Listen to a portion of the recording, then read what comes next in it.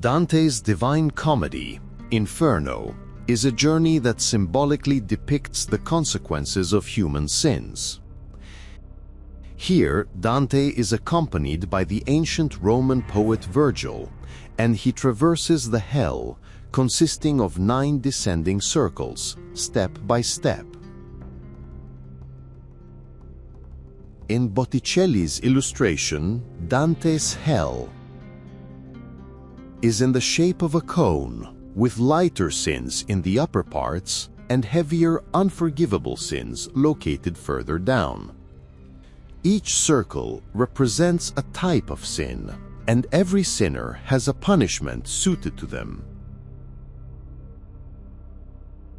The 9 circles: descent into the depths of sin.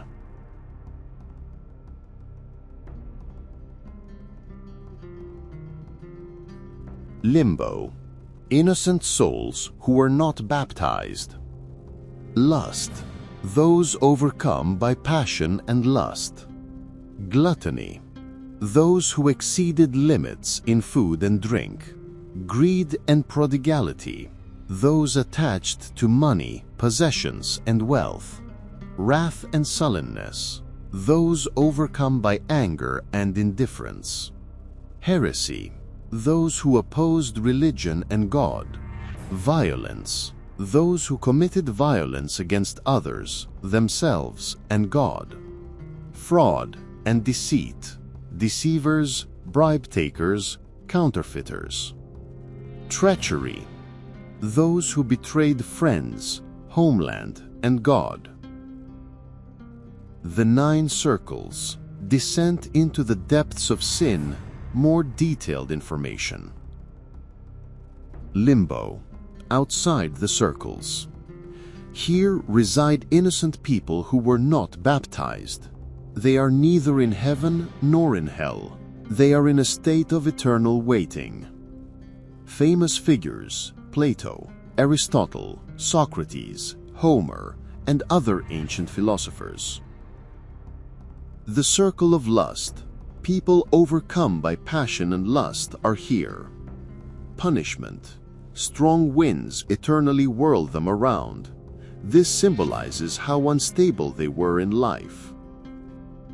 The circle of gluttony: those who did not know moderation in eating and drinking are punished here. They wallow in mud under foul-smelling rain. The avaricious and the prodigal: those who did not refrain from hoarding money or wastefulness are here. They push heavy stones against each other. This symbolizes their futile struggle for wealth and life. The angry and reclusive: those who could not control their anger throughout life, and passive, slothful people are here. The angry attack each other, while the sullen drown in a swamp. The circle of heresy: those who opposed religion and God, who did not believe in the immortality of the soul, are located here. Punishment: they burn eternally inside flaming sarcophagi. The circle of violence: divided into 3 parts. Violent against others: they drown in a river of boiling blood. Violent against themselves: they are turned into trees and torn apart by birds. Violent against God: they burn on hot sand under a rain of fire. The circle of fraud: this circle consists of 10 ditches. Here, flatterers, false prophets, bribe-takers, thieves, hypocritical religious figures, and other masters of deception are punished. Each ditch is filled with a different torment.